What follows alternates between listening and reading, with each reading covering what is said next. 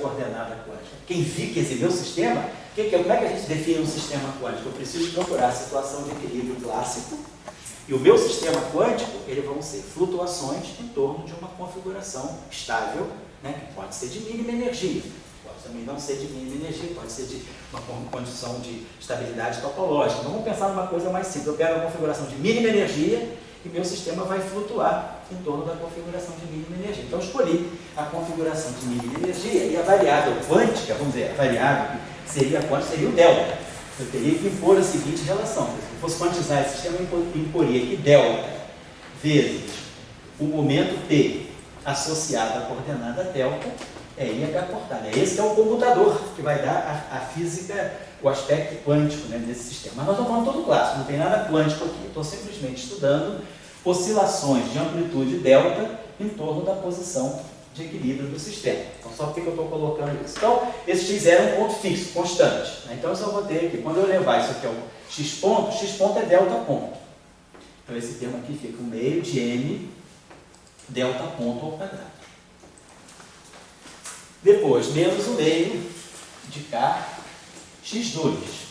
x0 mais delta ao quadrado. Menos 1/4 de xi x0 mais delta a 4. Mais alfa x0 mais delta x ponto ao quadrado. Menos beta x2. Certo? Então, nós fizemos simplesmente aquilo que nós estamos fazendo. Pegamos um sistema, que é um oscilador, vamos dizer, harmônico, com essa constante K negativa, para poder nós tiver. Claro, se essa constante K fosse positiva, o meu potencial seria esse aqui. Seria x2 mais x4, tudo positivo. Seria uma espécie de hipérbole, uma parábola bem aberta. Mas aí ele teria um mínimo não trivial. Aqui não, quando esse K ficou negativo, o meu sistema é isso aqui. Então, o meu sistema não vai flutuar em torno da origem, porque a origem é uma posição de equilíbrio instável. Ele vai só oscilar estavelmente em torno dessa posição de equilíbrio ou dessa.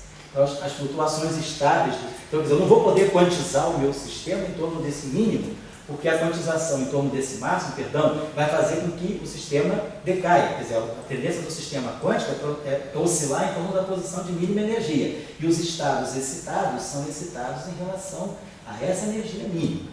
Então, isso aqui não é eu não vou quantizar o meu sistema aqui, eu vou quantizar aqui, mas eu estou só lembrando do aspecto quântico. Mas do aspecto clássico, a gente não está falando nada de quantizar. A gente está dizendo o seguinte: meu sistema vai ter oscilações estáveis aqui ou aqui, não aqui. Aqui a oscilação dele não vai ser estável, vai decair para cá.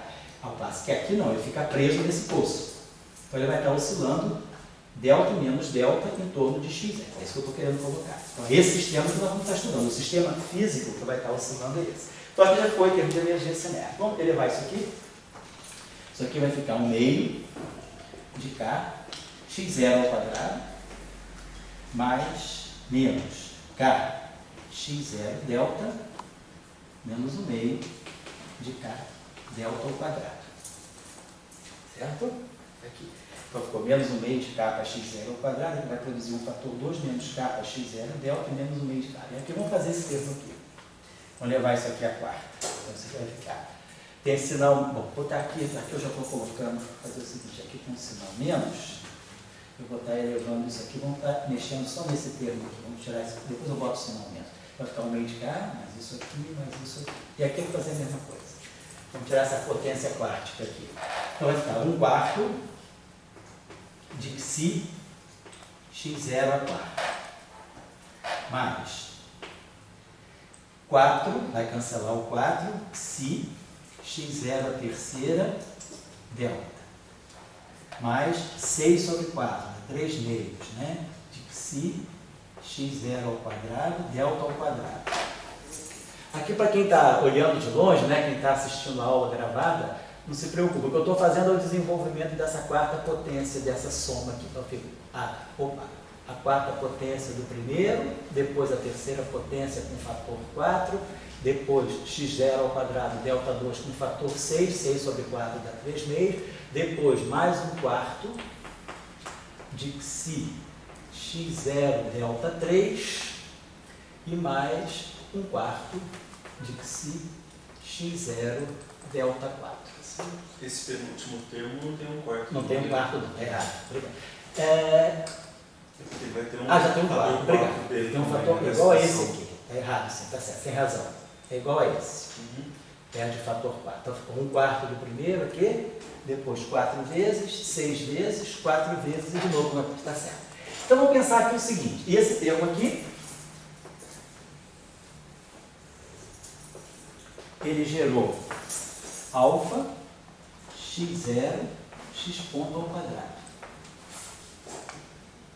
mais alfa delta x ponto ao quadrado mais beta x2. Muito bem. Então vamos observar aqui uma coisa. Esse termo aqui, que antes do sistema começar a oscilar em torno da posição de equilíbrio, ele não era um termo cinético.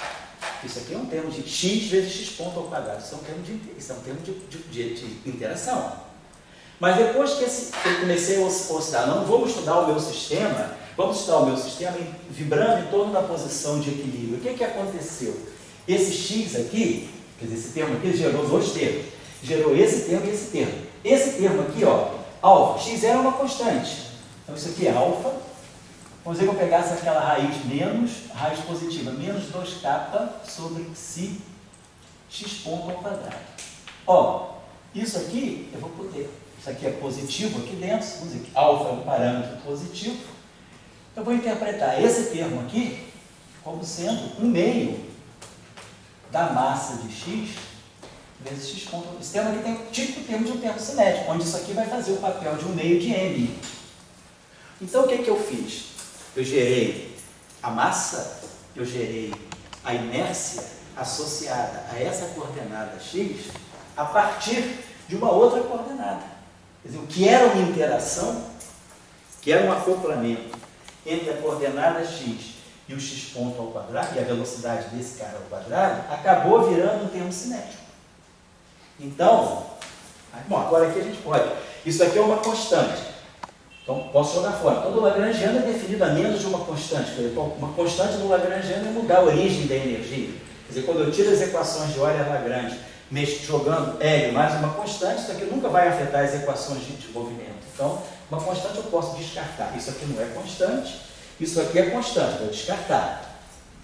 Esse termo aqui é automaticamente zero. O termo linear em delta, que vai ficar kappa x0 delta mais psi x0 a terceira delta. Tudo isso aqui vezes delta. Os termos lineares em delta.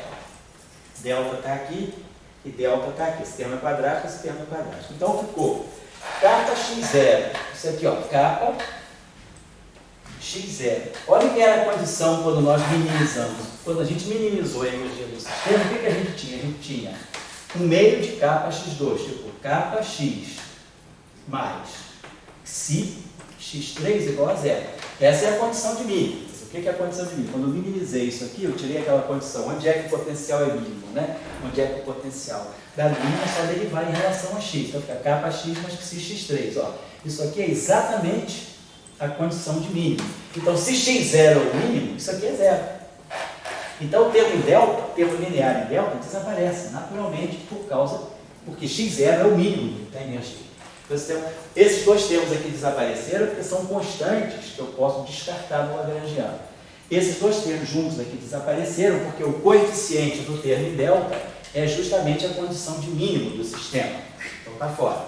Então, sobrou para nós, vamos escrever aqui, então, o sistema físico que sobrou para nós foi esse aqui.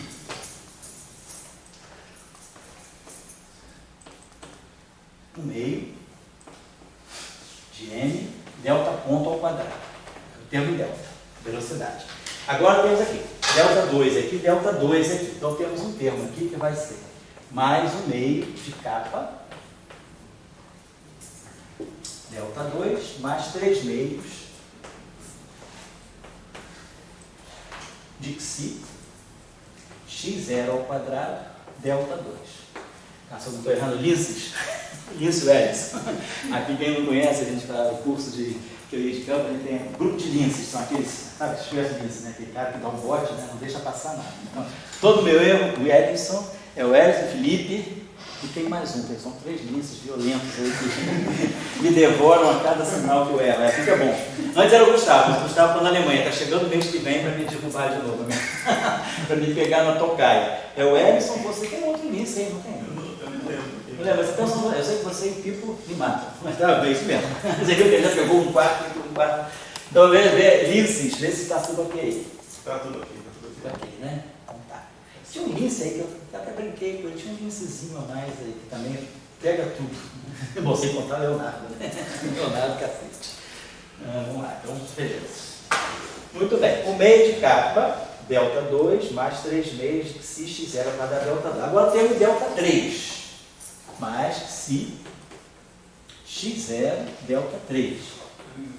Então, o sistema, mais um quarto de psi, que é x0. Os termos quadrados são sinal de menos, né?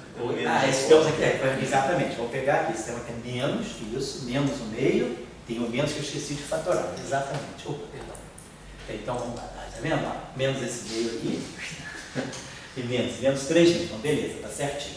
Aí agora, menos psi, aqui eu errei, aqui não tem esse psi, aqui é psi delta 4. Psi delta 4. Então, menos esse psi x0 terceira, é esse aqui, opa. Então, menos psi x0 delta terceira e menos um quarto, obrigado, está tudo corrigido agora. Menos um quarto de psi delta 4. Certo? Então, vamos lá. Então, é isso mesmo, né? É isso mesmo, tá certo. Menos isso aqui, tá legal.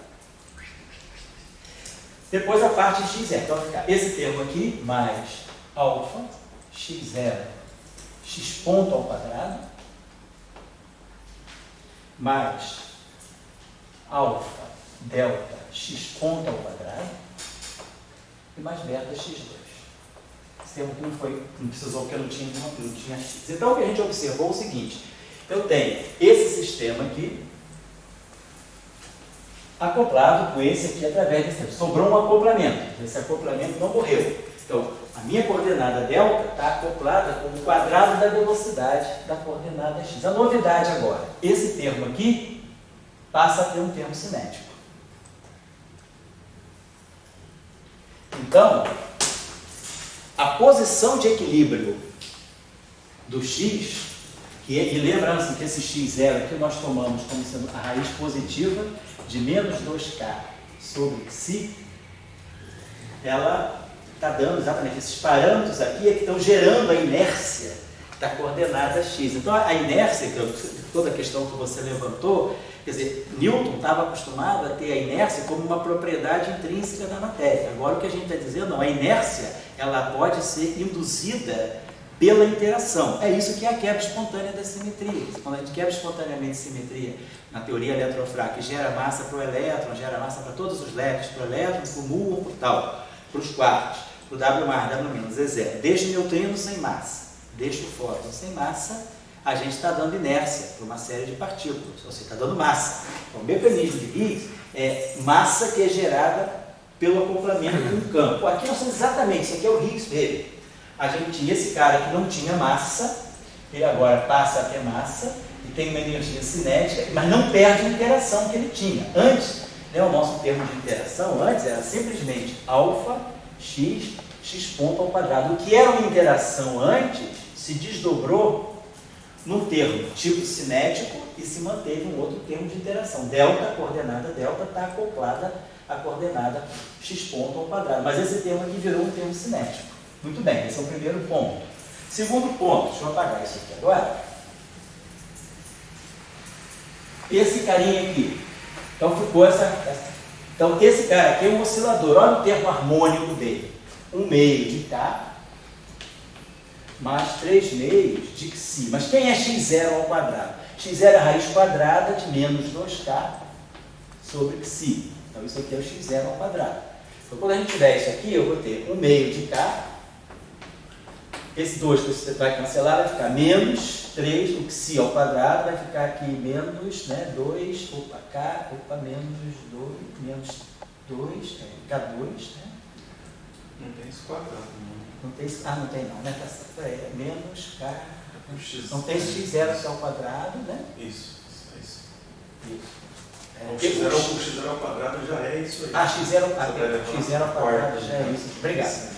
Isso é o x0 ao quadrado. x0, perdão, era isso aqui. Obrigado, Edson. x0 ao quadrado é isso aqui. Então, esse termo cancela esse 2 cancela esse, fica menos 3, né? Então, fica 1 meio de K menos 3K. Então, vai ficar menos 5 meios, né? Menos 5 meios de K. Como K é negativo, isso aqui é positivo. Então, esse termo aqui, ele é positivo. A gente fala, só substituindo, a gente viu, esse termo aqui é substituído, positivo. Então, ele faz realmente o papel, né? Eu posso até, se quiser, vamos deixar assim, botar ele negativo assim, positivo assim. Mas eu posso interpretar esse termo aqui todo como sendo 1 meio de um K delta 2. Eu posso redefinir um K grande. E esse K agora é positivo. Então, isso aqui realmente a frequência desse sistema é K sobre L. Esse sistema tem essa frequência natural de vibração. E aí tem esse termo aqui, que é um novo termo anarmônico. Aparece um termo anarmônico novo.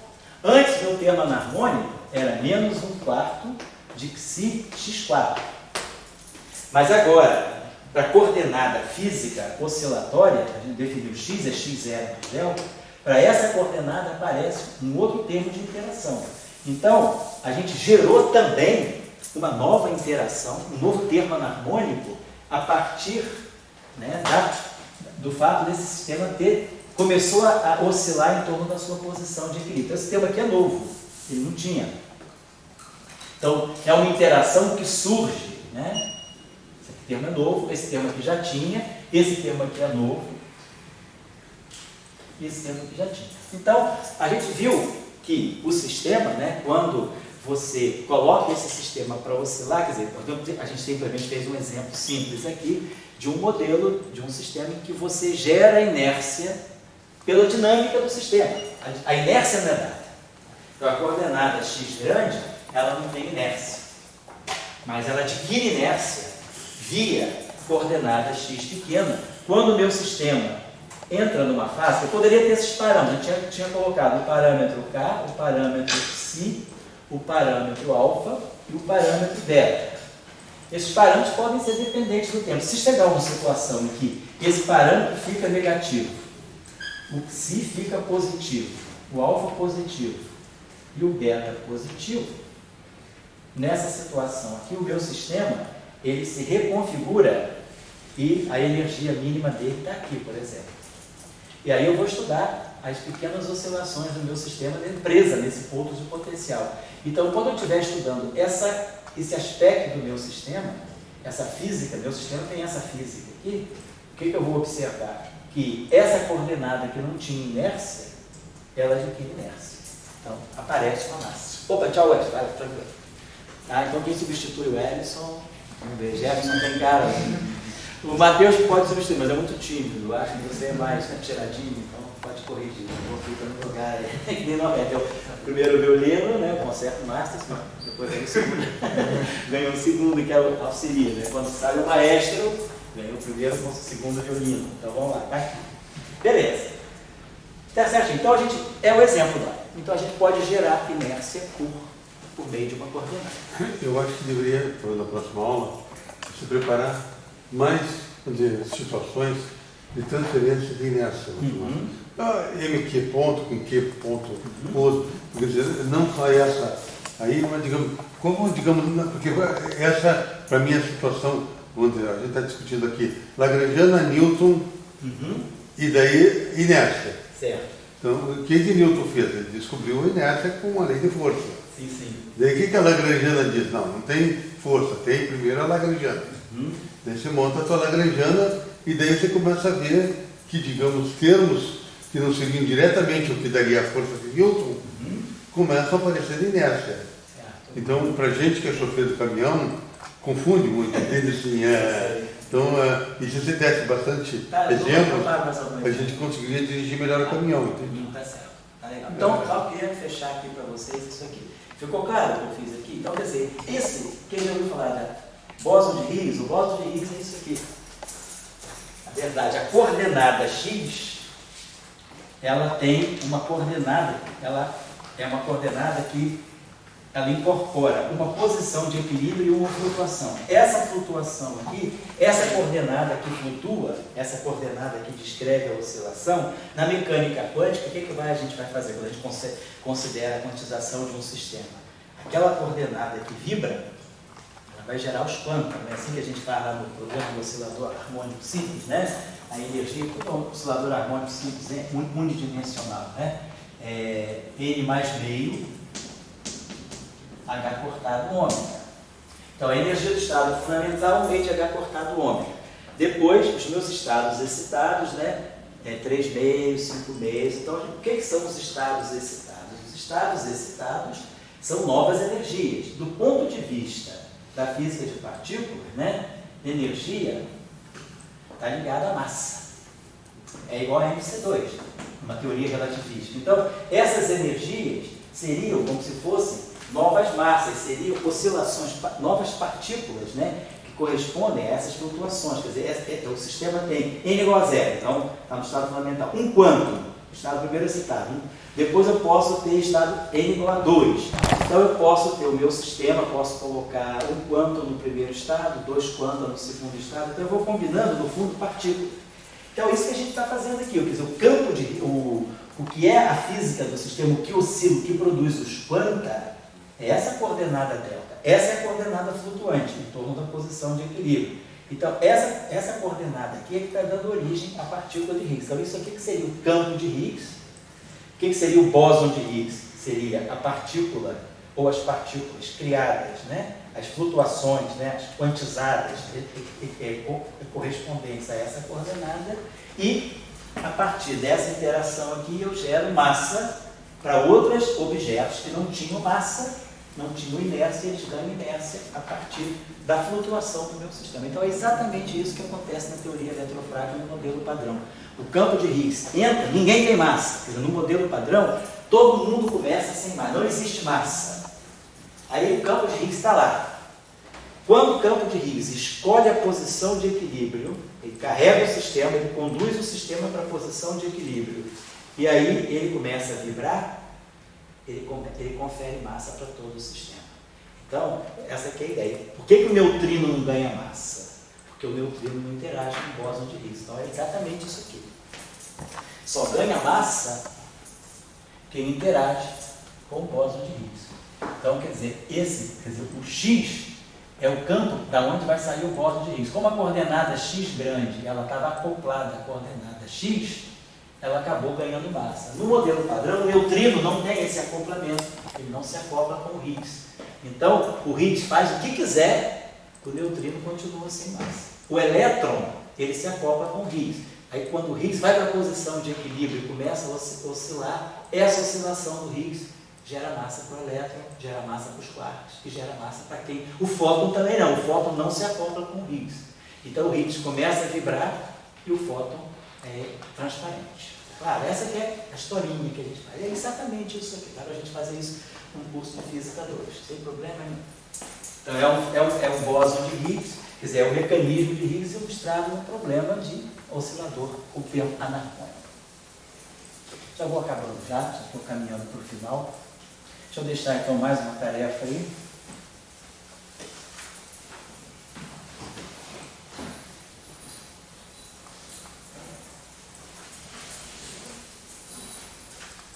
A tarefa vai ser parecida com essa, mas agora tem uma sutileza. Talvez precise até de um pouco de aspecto computacional. Se vocês puderem fazer plot no computador, pode auxiliar. A tarefa é a seguinte. Então, nós temos de novo a coordenada x e a coordenada y. Tudo muito parecido. Então, a nossa lagrangiana vai ser meio de mx ponto ao quadrado menos o meio de kx2. Menos o meio, menos um quarto de x4. Beleza. Aí vamos fazer a mesma coisa. Mais alfa x ponto, x ponto ao quadrado. Menos beta x2. Agora, menos gama x2, x2. A diferença agora está aqui. Então, eu vou mostrar o meu potencial, quer dizer, o nosso potencial é tudo aquilo que não é cinético. Isso aqui é cinético, isso aqui é cinético. Tudo que não é cinético é 1 meio de kx2 mais 1/4 de x4 mais beta x2 mais gama x2, x2. Como é que eu escolho o potencial? A gente lembra que o lagrangiano, né? A lagrangiana é T menos V. Então, tudo aquilo que não é cinético é potencial. Só que o potencial, compare na lagrangiana, com sinal menos. É T menos V. Então, menos V é isso aqui. Então, por isso aqui é menos 1 meio. Então, menos V vai ficar menos 1 meio de kx2, menos 1/4 de x4, menos beta x2, menos gama x2, x2. Então, a lagrangiana é T menos V. Por isso que esses termos que são potenciais, eu já estou colocando com sinal menos, né? Então, está aqui o potencial. Fazendo a mesma historinha. Kappa negativo, Si positivo, beta positivo e gama eu vou deixar livre. Eu quero que vocês estudem as situações de gama positivo, gama negativo, para ver como é que vocês podem ver encontrar o mínimo do sistema. Então, o que vocês vão ter que fazer? O gama está livre, pode ser positivo ou negativo. Vocês vão ver, será que... Em princípio eu estou deixando, vocês vão ter que responder. Será que o gama é positivo ou negativo? Pergunta. E a mesma coisa, estudar o equilíbrio do sistema, quer dizer, buscar a configuração de equilíbrio, ou configurações de equilíbrio estável, de mínima energia.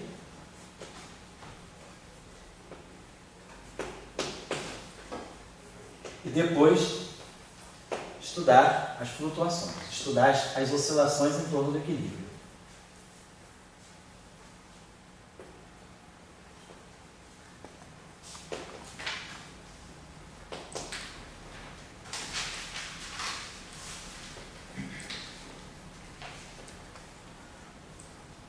Então, de novo, vocês vão ter algo semelhante, né, ao mecanismo de Higgs aqui. Agora, a diferença é que eu tenho essa interação aqui, que antes eu não tinha. Então, né, tem que ver como é que esse termo aqui vai...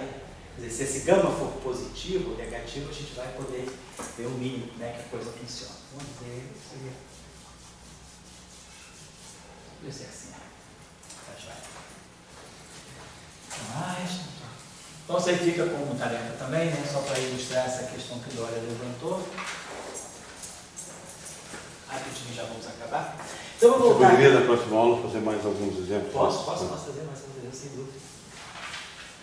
Então, vou fazer o seguinte, vamos voltar aqui um instantinho, só voltando, retornando ao problema com derivadas mais altas. Retornando, vamos colocar assim, né? Ao sistema retornando ao caso do lagrangiano, que depende de que ponto, que dois pontos, que dois pontos, vamos dizer aqui assim, e T, no princípio T, vamos colocar assim, não sei como é o lagrangiano. Vamos pensar o seguinte, o lagrangiano, bom, nós já tiramos a equação de campo, já tínhamos que D2T, DT2, DL, daqui a dois pontos, né? Menos DDT, você quer a equação de Euler-Lagrange.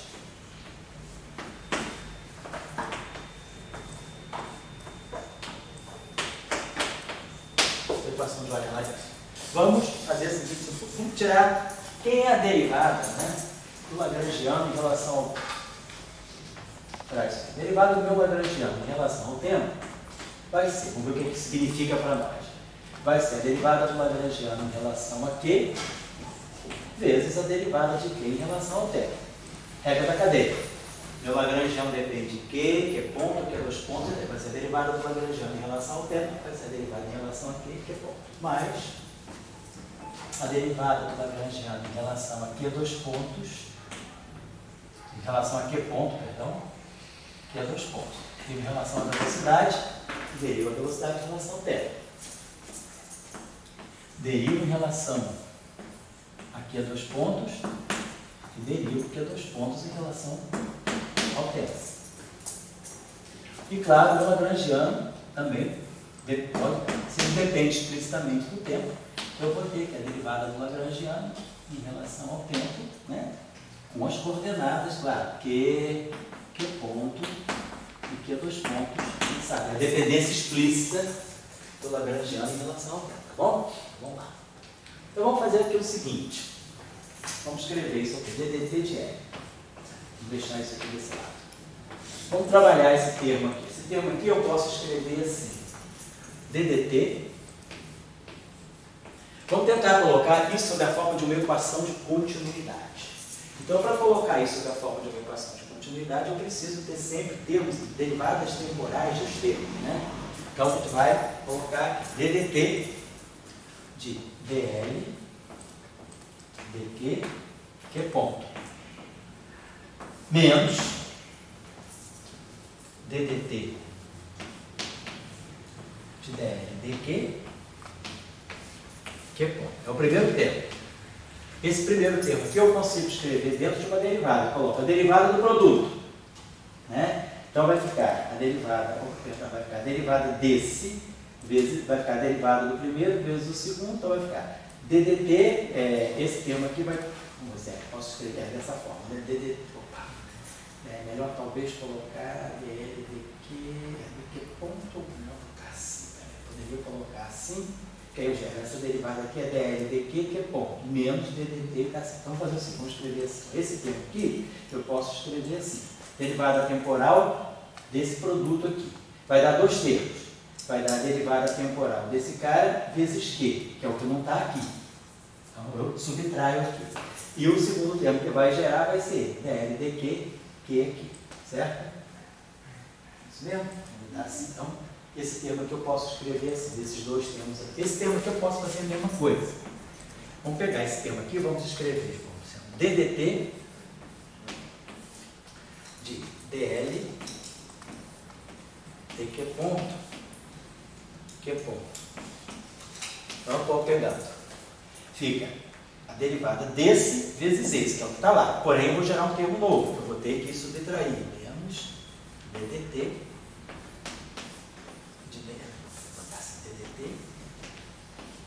de DL, DQ ponto, vezes Q ponto. Vê se fica legal. Quando eu derivar esse termo aqui, eu vou produzir dois termos. A derivada desse primeiro vezes o segundo, que eu estou cancelando aqui. E depois esse primeiro vezes a derivada do segundo, que é esse termo que eu coloquei aqui. Aqui eu fiz a mesma coisa. Eu coloquei, quero gerar esse termo aqui. Então, DDT de DL, DQ, Q ponto. Vai sair daqui. Mas vai sair um termo novo que não está aqui, que é esse termo que eu estou subtraindo aqui. Então, eu vou botar assim, esses dois termos aqui estão representando esse termo aqui. E esse termo aqui está substituído por esses dois termos aqui. E vamos fazer a mesma coisa aqui. Aqui eu vou botar assim, mais... DDT, então de DL, DQ dois pontos, Q dois pontos. Então vai ficar a derivada desse vezes a derivada desse, que é o que está aqui, a derivada terceira. Então essa derivada bate aqui e dá uma derivada terceira. Mas agora eu tenho que subtrair menos DDT de DL, DQ dois pontos, vezes Q dois pontos. Assim, né? É isso aqui, né? Perfeito. Então, DDT, então vamos fazer a joia. Aqui eu deveria ter, agora, pelas equações de Euler-Lagrange, né, o que eu tenho aqui são informações sobre esses termos aqui, né? DDT de DL, DQ ponto. Eu vou tentar agora juntar isso com a informação que nós temos, desculpa, eu esqueci do último termo aqui que permanece, né? Eu vou esquecer isso aqui, ó, só botando essa barrinha aqui para dizer que é a derivada explícita em relação ao tempo, DLDT, dessa forma assim. Deixa eu ver aqui só uma coisinha, se seria mais conveniente, né? Quer dizer, esse termo aqui, né? Talvez a gente... pelas equações de Euler Lagrange, vamos pensar o seguinte. Talvez fosse mais vantagem fazer uma outra coisa aqui. dl daqui eu tenho aqui. Talvez fosse mais vantagem eu já substituir pelas equações de... Deixa eu pagar isso tudo aqui. Acho que caminho mais rápido.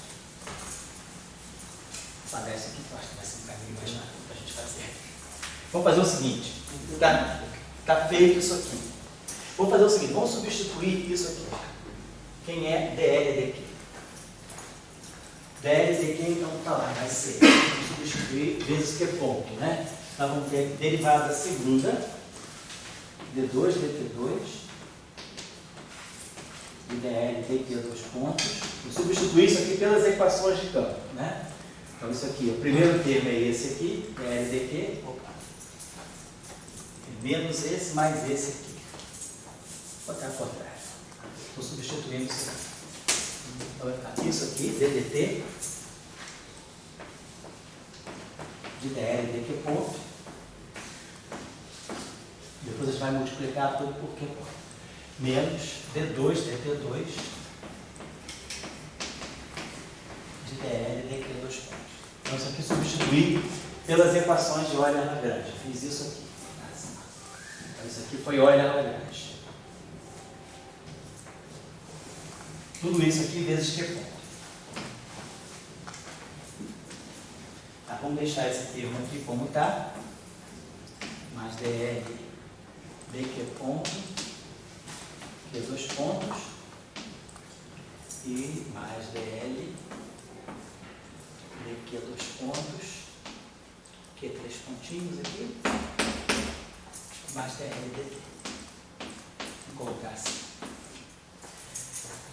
Muito bem. Então esse termo aqui, está lá, ddt de dl dq ponto, Q ponto, mais dl dq ponto, dq 2 pontos. Então, esses dois termos aqui, eu posso juntar, olha só, esse termo aqui, marcar ele assim, ó.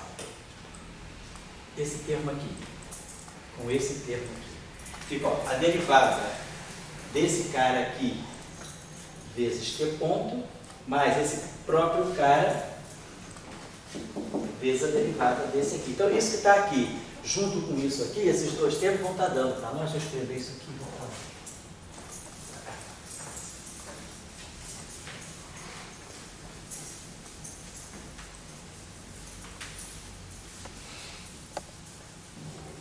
Então vamos voltar. Lado esquerdo, ddt.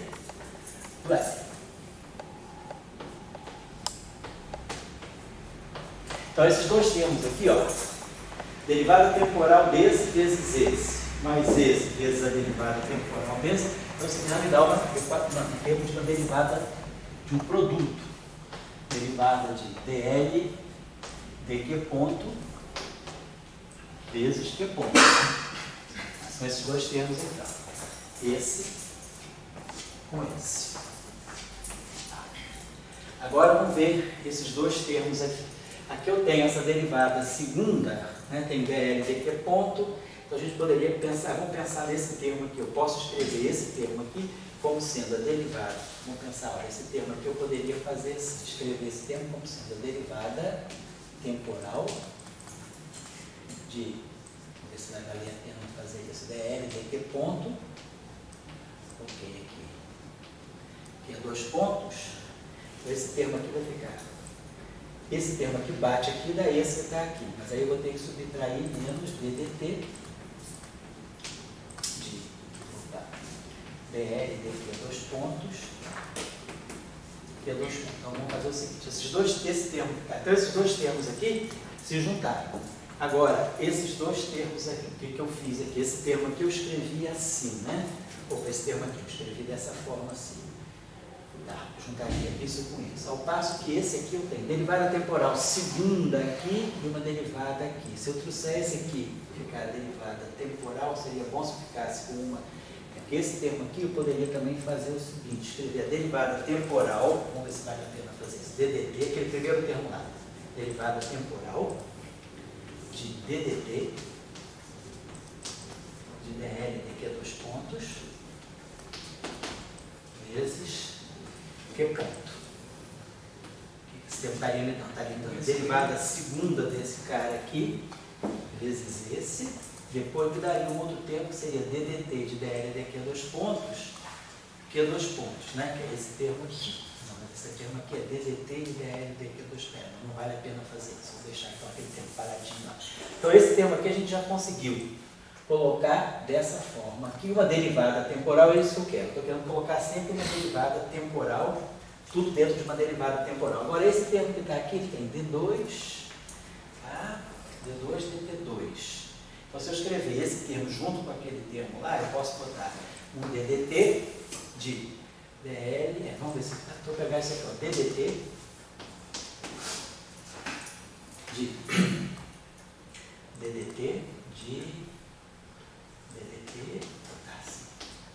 Então aqui tem uma derivada segunda desse cara vezes esse, mais esse termo aqui. Então é isso mesmo, derivada de DDT de DL daqui a 2 pontos vezes que ponto. Vamos ver o seguinte, esse termo aqui o que seria? Ó?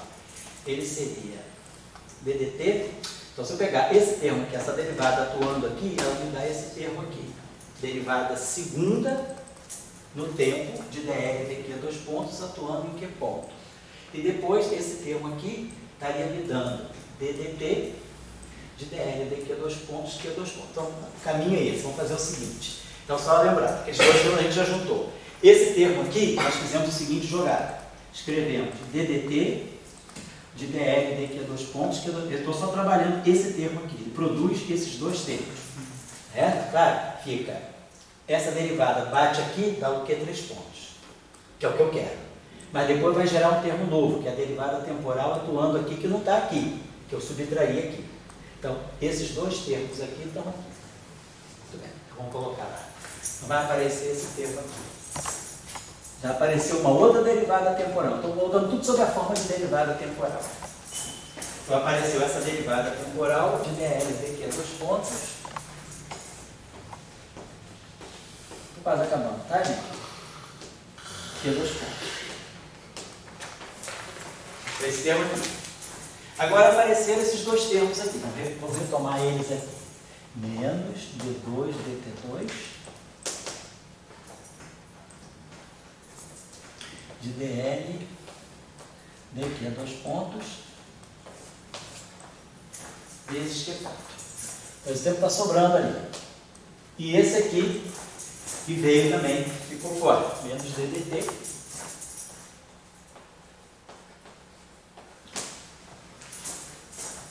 de DL daqui a 2 pontos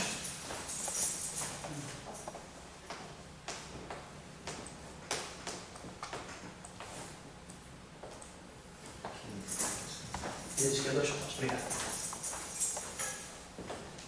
E depois mais DL dt. Muito bem. Agora, observe que esses dois termos aqui, ó, eu posso juntar da seguinte maneira. Isso aqui é DDT, com sinal menos, é claro, né? DL DDT de DDT de DL daqui a 2 pontos vezes que ponto. Bom, se eu abrir essa derivada aqui, eu vou ter essas duas derivadas atuando aqui vezes isso, que é esse termo aqui. E depois vou ter esse termo aqui com essa derivada atuando aqui, que é aquele termo que está ali. Então, esses dois termos aqui se juntam nessa derivada total. Então, a gente conseguiu chegar a uma equação que tem DDT, DDT, DDT, DDT e esse termo escuro aqui. Então, vamos escrever essa equação da seguinte maneira. Vamos botar tudo desse lado aqui. Vai ficar DDT de DL de que ponto, que ponto. Vou trazer esse cara para cá de uma vez, menos L. Para cá com sinal menos. Agora, mais a novidade que está aparecendo aqui. DL daqui a 2 pontos. Então, DL daqui a 2 pontos. Daqui a 2 pontos, esse termo aqui. Daqui a 2 pontos. Menos DDT de DL daqui a 2 pontos. Mas você depende da cidade, não? Oi? Não, desculpa. Tá certo? Tá certo. Tá errado, pode falar. Então esse termo está aqui, está aqui. esse termo que eu trouxe para juntar. Por quê? Vocês já estão reconhecendo isso aqui que vocês conhecem lá do formalismo hamiltoniano. P, Q ponto, menos L, no formalismo usual é o hamiltoniano, né? Momento, Q ponto, menos L. Mas claro que agora a gente tem novidade. Tem esse termo aqui, que não estava presente antes no formalismo usual, e esse termo aqui que ficou menos ddt de dl, que é 2 pontos, Q ponto. E tudo isso aqui dentro dessa derivada. E mais essa derivada aqui, igual a zero. Agora, esse termo aqui eu posso arrumar da seguinte maneira. Vamos botar assim, ó, ddt, vamos fazer da seguinte maneira. O que tem Q ponto? Antes de botar assim, dl, dq a 2 pontos, Q a 2 pontos. É esse cara aqui. Agora eu posso botar aqui, fazer assim. Vamos fatorar esse Q ponto aqui. Ficou mais dl, dq ponto, menos ddt de dl, dq a 2 pontos, Q ponto. Que é esse Q ponto. Eu botei isso aqui fatorando esse Q ponto aqui. E aí menos L. Igual a menos dl dt.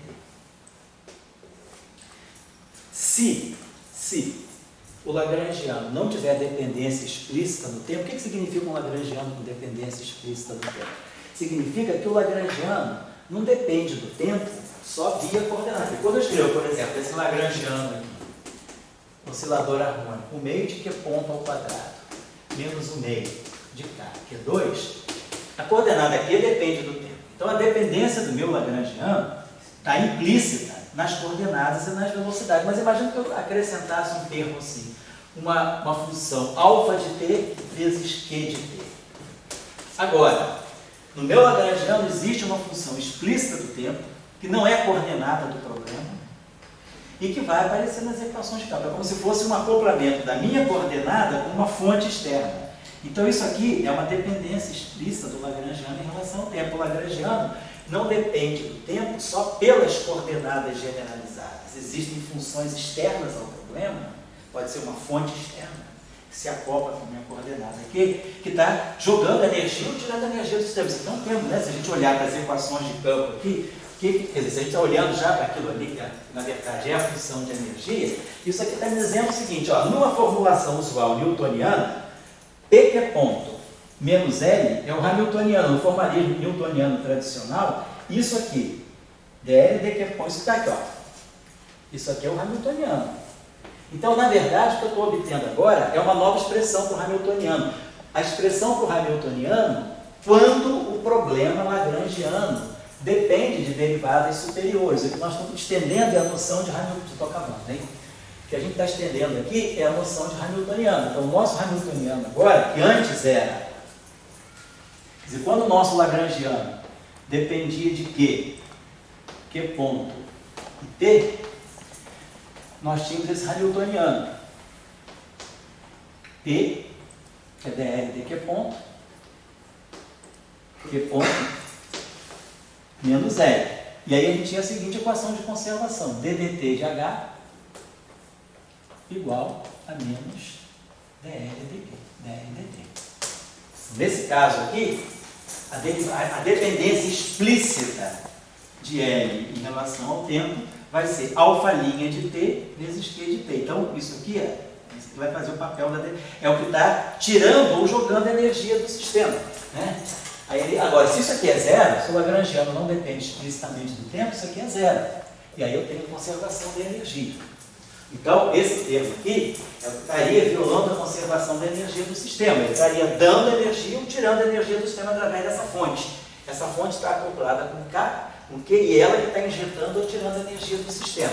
Então, a gente está deixando aqui essa fonte. Agora, então, isso aqui é o caso tradicional que vocês estudam lá no formalismo, vamos dizer, no formalismo hamiltoniano, quando faz a mecânica analítica, né? O hamiltoniano é P, Q ponto, menos N. E se o lagrangiano não depende explicitamente do tempo, a energia é conservada, dH dt igual a zero. Agora, nós estamos numa outra situação. se o nosso lagrangiano depende também da derivada superior, nós temos uma outra definição de hamiltoniano. Nossa hamiltoniana, agora vamos chamar de H til, vamos dizer, então H estendido, vai ser o antigo, dl dq ponto, né? Quer dizer, vai ser isso aqui, vou botar assim, dl dq ponto menos ddt dq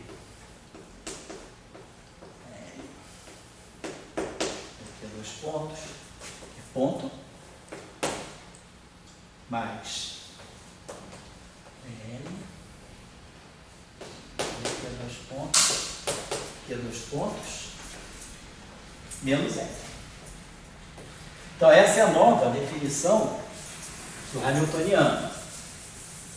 E aí nós temos novas definições de momento. E aí a equação de conservação seria essa aqui, a derivada, quer dizer, esse hamiltoniano estendido, essa nova definição de energia, ela só é conservada se não houver dependência explícita do lagrangiano no tempo. Vou botar assim. Se o lagrangiano não tiver ali uma fonte externa acoplada, aquilo é zero e a energia é conservada. E aí a gente vê o seguinte, ó, quem vai fazer o papel do momento agora não é mais dl dq ponto. Então, o novo momento generalizado, que antes era dl dq ponto, ele agora passa a ser, esse novo momento, vai ser, continua sendo dl dq ponto, mas vai pegar uma contribuição nova, menos ddt, de dl dq dois pontos. E surge um momento novo, porque o meu lagrangiano depende de q dois pontos também. Então, dl dq dois pontos vai definir uma espécie de um novo momento P, que vai ser, na verdade, o momento associado à velocidade. Aqui é o momento associado à coordenada Q. Então, dl dq ponto da velocidade. Então, isso aqui é o momento associado à coordenada Q. Isso aqui é o momento associado à coordenada Q ponto. Então, a velocidade, ela ganha o status de uma coordenada também. E ela vai ter o seu momento. Então, eu tenho um momento associado à coordenada e um momento associado à própria velocidade. Então, o hamiltoniano estendido, né?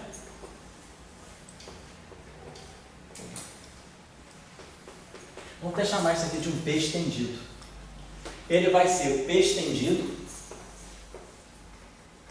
Q ponto, mais o momento P, Q dois pontos, menos L. Então, essa é a nova definição, a nossa definição de energia. E aí eu vou deixar como tarefa para vocês de estudarem justamente a questão da energia, estudar a questão da energia do oscilador. Porque, por exemplo, no caso do oscilador harmônico normal, a gente não tem esses termos aqui. Opa, não tem esses termos aqui. Então, no caso do oscilador harmônico normal, a derivada do lagrangiano em relação a Q ponto é 1/2 de m Q ponto ao quadrado. Então, a derivada do lagrangiano em relação a Q ponto é m Q ponto, que multiplica Q ponto, é m Q ponto ao quadrado. A derivada isso é m que é ponto ao quadrado. Agora, menos L, menos 1/2 de m que é ponto ao quadrado, menos 1/2 de K/Q2. Isso aqui seria o caso do oscilador harmônico tradicional. É aqui, P, dl dq ponto, é m que ponto, vezes Q ponto, é m que ponto ao quadrado, menos L. Menos L, isso aqui dá 1/2 de m que é ponto ao quadrado, e esse sinal menos fica mais 1/2 de K/Q2. Então, essa aqui é a energia do oscilador harmônico, energia positiva definida. Então, a energia do oscilador harmônico, né, ela vai ser sempre energia cinética, mas a energia potencial, maior ou igual a zero. Agora, com o oscilador de Uhlenbeck-Pais, vocês têm um termo, vamos ver esses termos aqui. Vamos ter novidade. Então, eu vou pedir para vocês estudarem, obter imediato, é só aplicar isso aqui. Mas a tarefa final seria estudarem, né? Discutir, na verdade, né? Discutir a positividade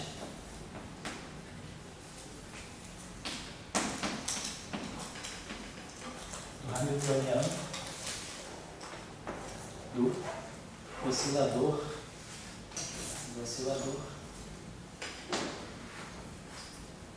de Uhlenbeck. Aquele que eu dei para vocês, né? Que é esse lagrangiano no meio de n que é ponto ao quadrado, mais o meio de si que é 2 pontos ao quadrado, menos o meio de k que é 2. Certo? Está claro o conceito? Então, agora, por que esse estudo é importante? Será que é uma coisa meramente acadêmica? A Paulinha vai dizer que não. A Paulinha, que faz gravitação, cosmologia, vai dizer que os novos modelos, né? Até eu acho que o Matheus também, né? Matheus Vitor também vai estar mexendo, Matheus Vitor e Matheus, né? Matheus trabalha com Felipe, Matheus trabalha com Nelson. Paulinha trabalha com quem? Com Nelson também. Então, gravitações com derivadas superiores. É uma das grandes discussões que nós temos hoje. Introduzir termos de derivadas superiores na formulação da gravitação para poder ver se a gente consegue ter uma gravitação quântica renormalizável, unitária. Tem toda uma discussão que vem desde a década de 70 e que não se fechou ainda. Ganhou um pouco de input, melhorou com a teoria de cordas, mas a introdução de termos de derivadas superiores. Então, essa é uma questão importante na teoria quântica de campos. Eu vou trazer para vocês, depois eu vou dar a tese do Alexandre Sherman, que defendeu o doutorado comigo em 2011, 2012, e a tese dele, ele, como é um cara que preza muito aspecto filosófico, ele fez um levantamento desde do século XIX, desde Lagrange, fez uma varredura, o capítulo 1 da tese dele, ele fez uma varredura desde 1840 e pouco até 2011, de toda a evolução da área de teorias de campo com derivadas mais altas. Vou dar o PDF da tese dele para vocês, porque é uma questão histórica. Se alguém precisar se situar no histórico dessa área, pode pegar. E, digamos, o que é importante, né, é que esse é um tema atual. Na gravitação, né, sobretudo na gravitação, e nessas teorias mais fundamentais dessa chamada física do modelo padrão, onde você pode induzir, por meio de correções quânticas, né, em teorias mais fundamentais, você pode gerar teorias efetivas que valem a mais baixa energia, mas quando você vai para mais baixa energia, o fato de você vir para mais baixa energia, você traz termos derivados superiores. Então, não é um problema só para a gente fazer um exercício, é um problema de pesquisa atual. Já estou dando um exemplo simples, que é a base, é isso aí. Depois eu vou falar de teoria de campo, por enquanto a gente está falando de mecânica, né? Então, essa questão é um problema mecânico. Depois eu vou mostrar como esse problema é visto do ponto de vista de uma teoria de campos clássicos, tá bom? Então hoje é dia, na próxima aula, dia 6, não, dia 5. Dia 5 eu estou por aqui. Eu acho que eu vou estar fora, no dia 12 também eu estou por aqui, não sei depois. Eu acho que eu vou estar fora lá no final do mês, aí eu vou pedir o Elson para fazer um exercício. Então, pessoal, a próxima semana vai estar em Campos de Jordão também, eu e o Edson. Ah, vocês vão estar em Campos? Não, vocês estão sabendo isso. A aula está gravada. Vocês podem, não precisam olhar lá não, para lá, vocês têm que se divertir. Porque se vocês não forem, o Oswaldo liga. O Oswaldo vai passando para todo mundo, não é isso? O Oswaldo ligou todo mundo aí, né? Não faz mal. Beleza, gente. Obrigado por fazer o negócio.